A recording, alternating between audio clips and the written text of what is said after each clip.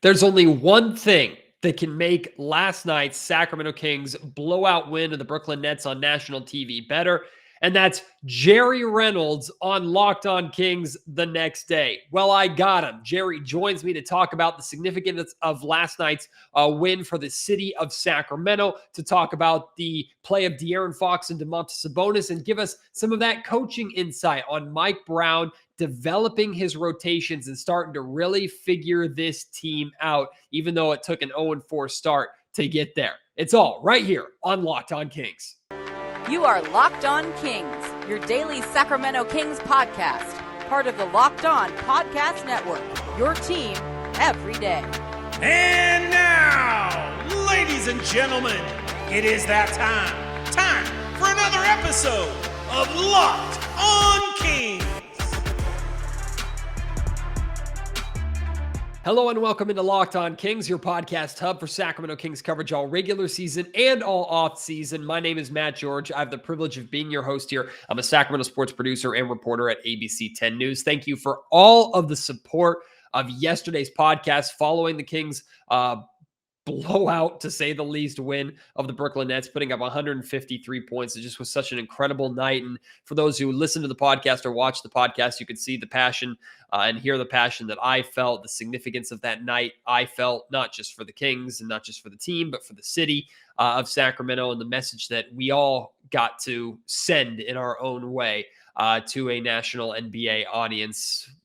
Don't usually get those opportunities to send those messages. So it was a very, very special night. If you missed that podcast and kind of the emotion and fun of that, I highly encourage you to check it out. But on today's episode of Locked On Kings, having Jerry Reynolds, Sacramento Kings legend, former broadcaster, former head coach, to get him on is always a treat, but to get him on the day after a night like last night is even more special.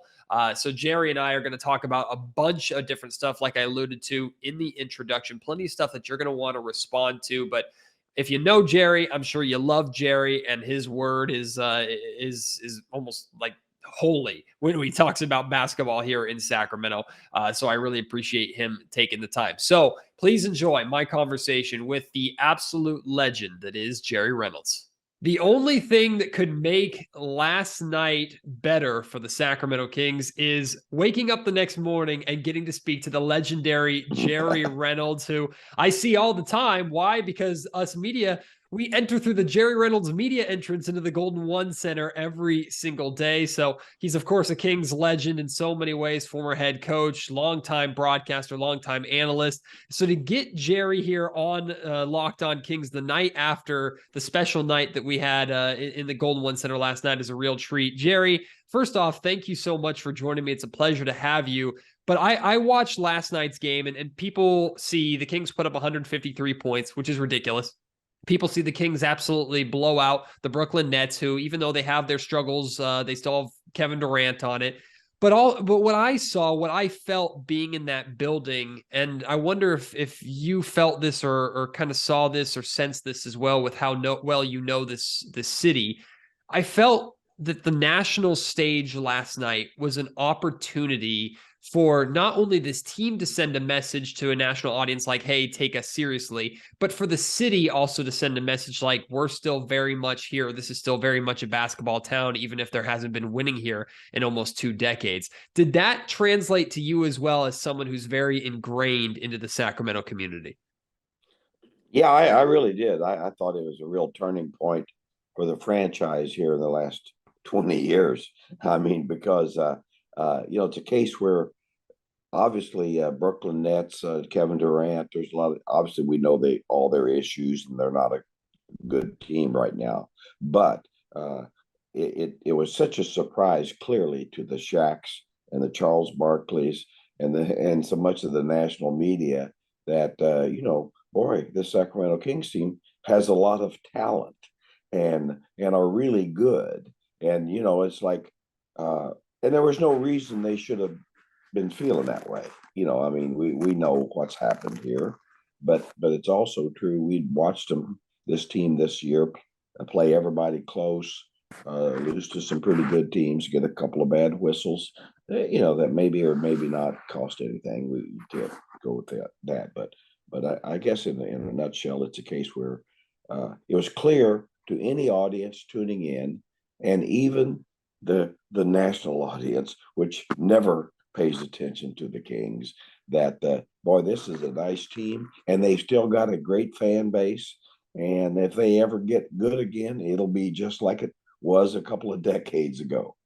Jerry, you've been on NBA benches before. You've also had many a courtside seat. When there are nights like last night where everything is going right, and what stood out to me so much from this game is, of course, Terrence Davis had the night that he did 31 points off of the bench, which was great to see, but it was a really balanced attack. The Kings only got 31 combined points from their two best players in De'Aaron Fox and Domantas Sabonis in a 32-point blowout win. That seems pretty unique. It was very much a team was on and everybody was trying to get in and get their opportunity. You've seen that or witnessed that from a coaching perspective and on a bench perspective. What is that like when a team knows, man, everything we touch tonight is gold? Well, it did. It was great from the standpoint that you didn't need your two major stars to have major games. Certainly, they were both very effective and very good, but it just showed you the depth of this team.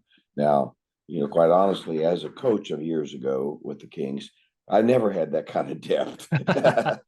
so no, that was not a possibility that you had somebody that could come in like Terrence Davis and really, Trey Lyles and Malik Monk. I mean, that's the thing that, I think that is different from this team compared to any team in the last 15 years is the quality of players on the bench, the roster. All credit to Monty McNair. He's done a marvelous job putting this roster together. And they're actual NBA players who are sitting down there that could start on quite a few teams.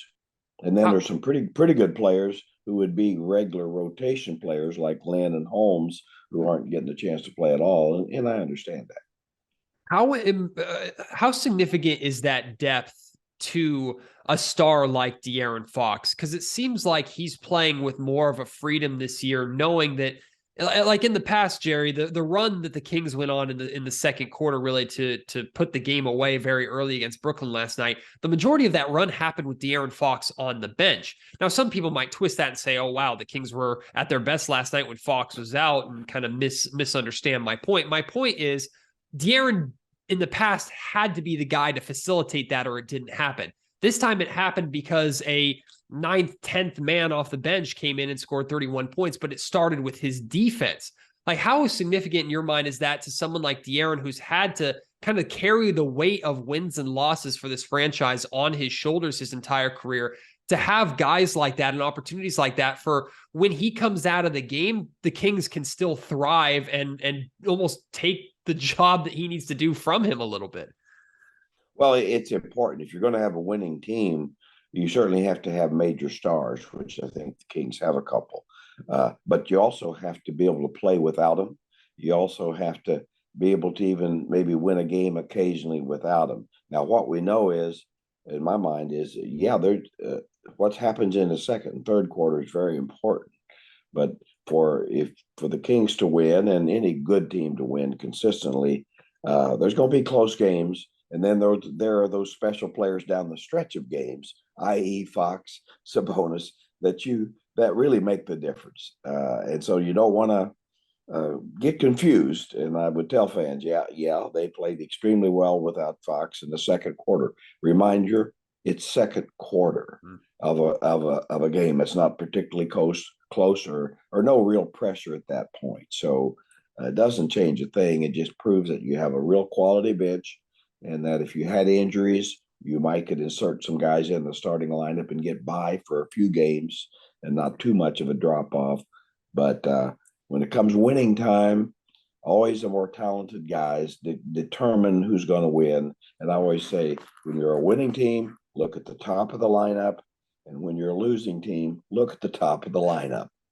Yeah, and Fox has been very good in winning time. He looks like someone who has the confidence when he's on the floor that he knows he can get everything that he wants, but he also knows he doesn't have to get it in all facets of the game or every single time he's on the floor. We've seen him kind of coast sounds like a negative word, but I mean it in a positive way. Like he can take his time, kind of get into the rhythm and flow of the game through the first 3 quarters. And when it's winning time, okay, he scored half of his 22 points in the fourth quarter of the Kings and Warriors game a couple nights ago. So what to you is different about the way De'Aaron Fox is playing this year compared to years past where maybe he's averaged more points or had more big performances, but it wasn't as win resulting as it is right now? Well, just look at I always say look at the numbers in a sense that, his shooting percentages are up right across the board. He's getting his 25, 24 points on fewer shots. And so that's just a more productive basketball player. I would say this, and certainly the defensive effort has been much better. He has been a real factor defensively. He rebounding a little better. He's just a better player. He really is playing at an all-star level. And I don't think there's any doubt about that. We're seeing the Fox today that we wanted to see a couple of years ago, but it's all a process. And certainly want to give Mike Brown a lot of credit for that, because it certainly happened on his watch, and certainly some of his staff had a role in it. And I'll take another thing. I think the key to this team, and people can say what they want, but Domantas Sabonis makes it all work. He's just a better version of Vlade Divac. He's a more talented, skilled. He can do more things than Vlade could, and he's not too far off of Chris Webber. He's of that caliber, big, and that's why I said when they made the trade for him, it wasn't against. Well, I love Halliburton; he's terrific, but to find a big of his skill, where were you going to find one? You certainly weren't going to get it in the draft, and so. To me, that's where Monty really stepped up and took a risk, giving up a potential all-star lead guard in Halliburton to get a guy who is your lead center. He's a guy that makes this offense go. He leads in assists. He sets screens for everybody. He can get his 18 points on 12 shots and never look for himself. He's almost unselfish to a fault. So, and that to me is blended in with Fox, who is a scorer. I've always said people want to say he's a playmaker. No, he's not a playmaker. He's a scorer who can make plays. He's another version of Donovan Mitchell, that type of player, which I have no problem with. And Sabonis really is the reason it can work, and that's why it didn't work in years past, I think.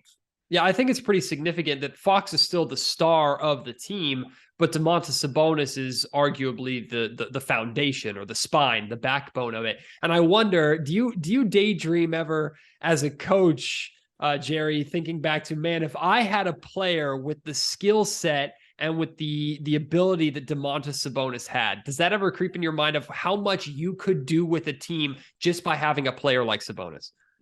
Well, of course, I think in my day, I'd always dream about having Magic, Worthy, and Kareem as my building blocks. I thought I would have done better, So, but yeah, I think there's no doubt that in the NBA, it's a talent-based league, and if you don't have a couple of all-star level players, you're not going to win.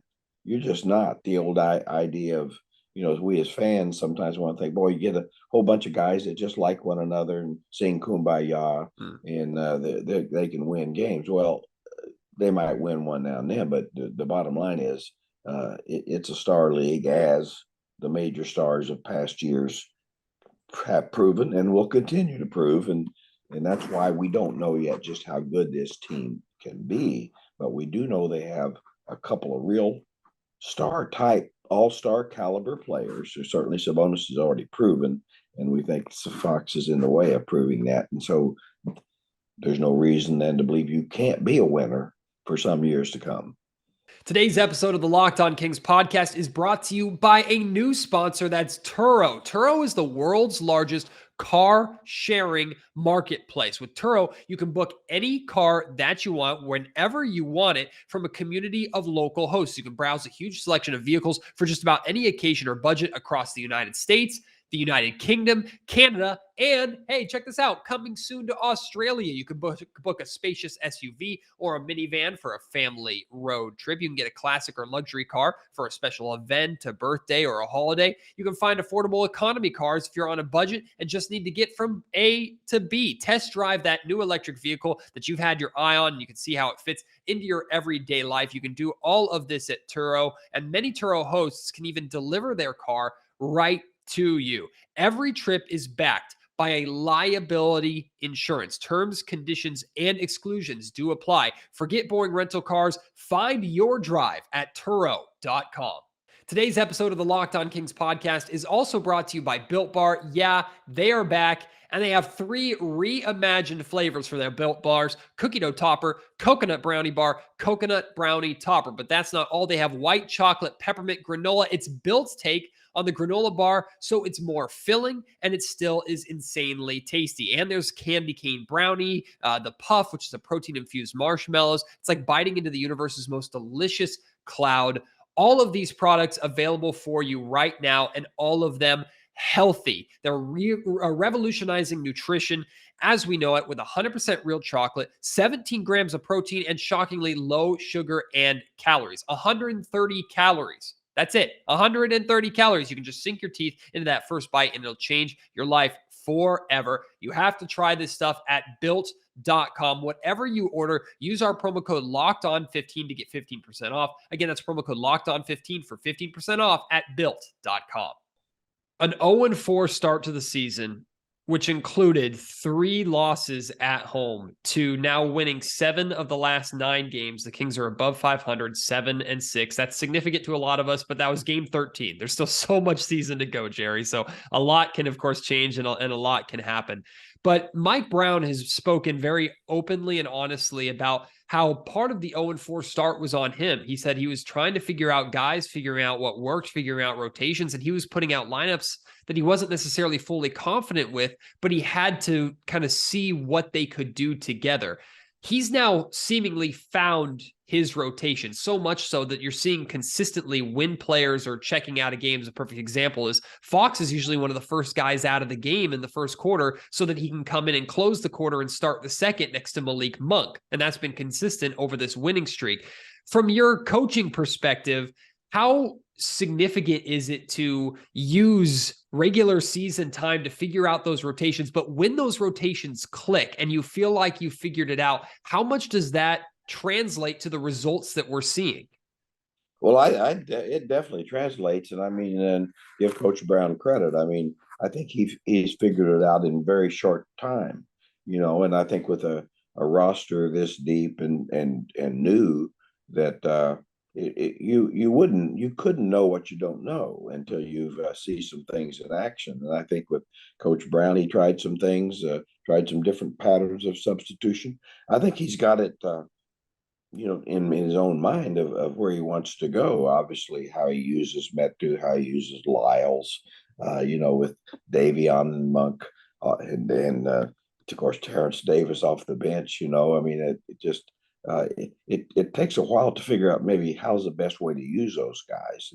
The fact, of course, it's a great problem to have because they're guys he knows now there are NBA players that you can bring into the game. When you take out a Kevin Huerter, you got a couple guys you can put in there. That's not going to be a lot of a drop off. And, you got a terrific rookie in Murray, but he's still finding his way and you can play without him, which they know. So, I always said there's only 2 things a coach can do is once a roster is established, is motivate them and utilize them correctly. And I think Mike Brown is an A+ in both those areas. I mean, if you have no talent, it makes no difference. Or if you can't motivate, you have talent and they don't want to play hard, it makes very little difference. But the point is, he's doing a great job in both. He has talent, he's motivating it. And in my mind, he is utilizing it very correctly. And I think he's figured out that we gotta let Fox have a lot of freedom to score. Make sure Sabonis is involved in every play on the half court, and he certainly is. Jerry, we had you in studio at ABC 10 during the NBA Finals, and when you were there, this was, of course, during the draft process, before the draft. I asked you who you liked for the Sacramento Kings to take, and I was thrilled when you said Keegan Murray because I was feeling the same way.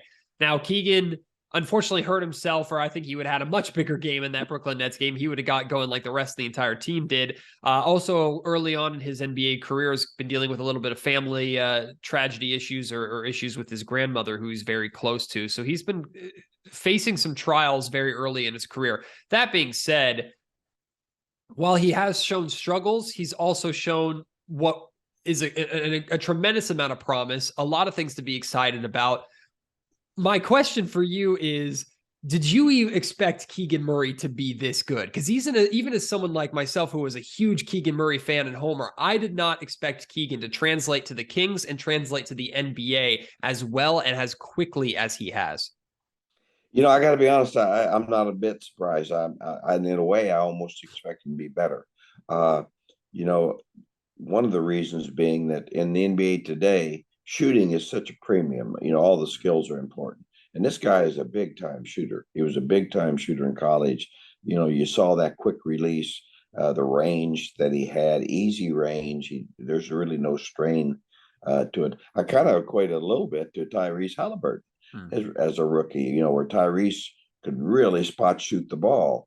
And then as he learned how to play off the dribble, create some shots off the dribble, then you saw much more of a player. And I think that's what you're going to see with Keegan. He's in the process of what can I do off the ball? Can moving without the ball? Can I escape dribble and make shots? And we've seen glimpses, but we're not to the point to what we're going to see. But a big time shot maker in the NBA today is with the 3-point shot and the style of play is far more valuable than it was 30 years ago. And it's a little bit of a different game. I mean, you needed shot makers, but today's game, you better have 4 guys on the floor to make threes at all times. And he's another one who can. I imagine he's a coach's dream as a rookie in a lot of ways too, because he's one of those guys that can fill up a scoring column quickly, and when he needs to, lead your team in scoring if he really has to. But he doesn't do it by needing a million plays drawn up for him or being a kind of ball hog, ball stopper in isolation. He has scored, and when he led the summer league team in scoring, he was still scoring within the flow of the offensive system that they're trying to run. And when you're playing next to De'Aaron Fox and Domantas Sabonis, there's so much attention away from you that I know Keegan Murray can almost be a poacher about that. But am I right in that assumption? Is that like a coach's dream from a rookie to be that effective, but do so just in the flow without having to be prioritized? Well, he's a perfect fit for this team. I don't think there's any doubt about it. I mean, Ivy or Mathurin, other terrific rookies taken after him, well, they'd be outstanding picks, and they are. They're going to be good players. But I don't see any way they'd have been as good a fit on this team as he is because of just exactly what you said. I mean, he really blends in. At some point he's blending in maybe too easy. You want him to, and I think that'll come though. I mean, it's easier to get guys to be more aggressive than less aggressive. So I think that his game he'll add to it. We saw that in the summer league, to where as he went, he got better and better and better. And I think that's what we're going to see, that his teammates have a lot of confidence. They have more confidence in him than he does in himself right now. But that'll change. But yeah, his demeanor. He can play 5 minutes without shooting the ball and not get hungry and force one, which is very rare with big name players. So he's a great fit. I think he can be. He has the talent to be a Peja Stojakovic type of guy. He really does. Obviously, he's a work in progress. Whether he'll get there, we'll see. This episode of the Locked On Kings podcast is also brought to you by BetOnline. BetOnline.net is your number one source for all your betting info, stats, news, and analysis. You can get all the latest odds and trends for every professional and amateur league out there, from football to basketball, soccer, esports, they've got it all at betonline.net. And if you love sports podcasts, they have those there as well, including all of the Locked On podcast network shows that you love. Check this out. The best lines that you're going to find anywhere else, not to mention really fun prop and side bets for you to enjoy. The Kings are favorites against the San Antonio Spurs at home tomorrow, so you can bet on that game if you're feeling good early and feel like the Kings are going to win 5 in a row. Whatever you're betting on, they're the fastest and easiest way to get that betting fix. Head to the website today or use your mobile device to learn more. Bet online, where the game starts. What do you think of the two guards that Monty went out and got this offseason? You have Kevin Huerter, who is shooting over 50% from three-point range at a high volume here, 13 games into the season. And then you have Malik Monk, who I consider to be kind of the heart and soul of that second unit, and he's really figured out his role with that second unit. What do you think about the two of them and what they've brought to this Kings team? Well, I mean, they've really made a difference. You know, I'm kind of on the record with the Kings Herald that a thing I do there with them, and on Malik Monk, I said in the middle of the year he'd be a perfect guy to target because you knew the money that the Lakers had, they couldn't probably keep him. And I just thought, you know, Malik Monk was starting to show the kind of player that we expected him to be when he was at Kentucky. You know, a big time shot maker that could and certainly he's an aggressive, tough minded young player. And so what we've seen is exactly that. You know, he's continuing to grow and a really nice fit, not just with Fox, but with the team. And I think where I'm surprised is the ability to make plays. You know, he has more ability to make plays than I envisioned. And so that to me, that's a real bonus. And so that's a plus. And then, of course, Huerter, I'm no way surprised by that. I mean, I am surprised that he's so much better off the bounce but I watched a lot of Hawks game because I'm always been a fan of Bogey. And then Larry Riley's a good friend who was a consultant there and all. And watching Huerter, and it's like, yeah, this guy's a shot maker. Yeah. You know, a shot maker that is a lot tougher mentally than people realize. I mean, I always say, you know, he looks like a little choir boy, but he's got a little shitbird in him.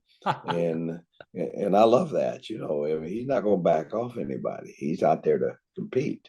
And and now that he and Sabonis have already developed a wonderful relationship, and I mean, of course, Domas is so smart. He knows who can make shots, and the Huerter can really make shots. And so, yeah, I am surprised he's as good as he is. Though I didn't expect his ability to play off the dribble, to create his own shot as well as he has. That part has surprised me. So, but that happens. You know, I always said it's kind of like McCollum in New Orleans, you know, when they got him from Portland, everybody said, well, yeah, but he can't play point. Well, of course he can.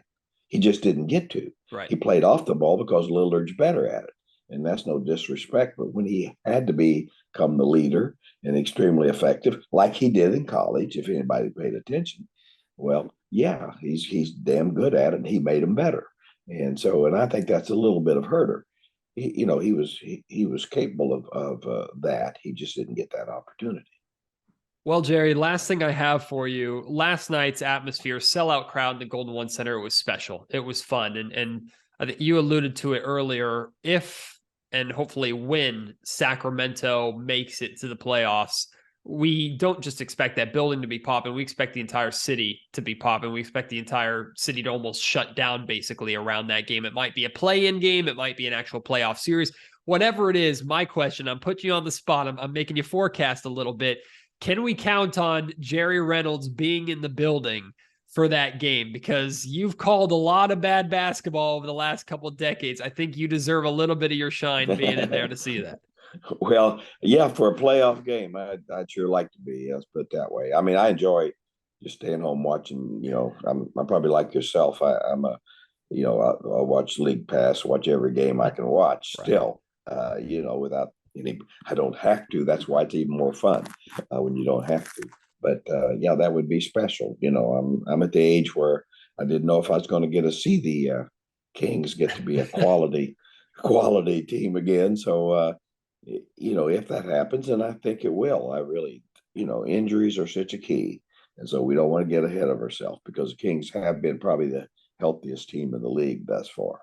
And I think sometimes we forget that. I've always said, you look at all the hoops hype stuff and they talk about all the guys who aren't going to play every game. And I always say they might have it backwards the way the league is. Just have a list of the ones who are actually going to play. Right. Might be a shorter list, but yeah, it'd be a marvelous thing. And I think the town will be, it would almost be, I'd almost go back to 1996 when the Kings had missed the playoffs for like 8 or 10 years, and the Mitch Richmond team and all, and played Seattle. And, in my mind, that was almost the most exciting. That was the loudest crowd, I think, up until the Lakers series in the 2000s. So anyway, we got a lot to look forward to, Matt. I know we'll do that. So let's just hope and a little bit of luck. This franchise, this city, fans deserve every bit they can get. They deserve it. Absolutely do. Well, damn it, Kings, do it for Jerry too, because I want to see Jerry in a suit on the TV set during a playoff game, having to finally talk about a winning basketball team for once. But I appreciate you coming in here, talking Kings with me, Jerry. It's always a pleasure to have you on Locked On Kings. Continue the great work that you do over with the Kings Herald, and it's such a treat. So I hope to see you very soon. But you will. Always great to be with you, Matt. You know that. I always enjoyed our time in the press room, eating a little free food and talking basketball. Yes, sir. Man, what a treat to have Jerry on Locked On Kings. I hope you enjoyed that as much as I did. If you want to respond to anything that we talked about, please do so. You can reach me on Twitter at MattGeorgeSack. You can email me, mattgeorgesports@gmail.com, or leave your thoughts in the YouTube comment section down below. I will be in the Golden One Center for Kings and Spurs tomorrow night. If you're going to the game, let me know. I'd love to see you. Love to say hi, chat with you a little bit. Maybe the atmosphere won't be the exact same as the national TV game last night, but I still expect it to be fun. And yeah, I'm expecting a Kings win when it's all said and done. We'll have a post-game pod, and then G-Man, Gary Gerald, Kings radio broadcaster. He's going to join me on Friday's episode of Locked On Kings to recap this incredible week, hopefully capped off by another Kings win over San Antonio. But regardless, win or loss, G-Man will be joining me here on the show. Very excited about that. Hope you are as well. Thank you so much for your support. As always, can't wait to have you join me on the next episode of Locked On Kings. Until then, my name is Matt George. You have been listening to the Locked On Kings podcast, part of the Locked On Podcast Network.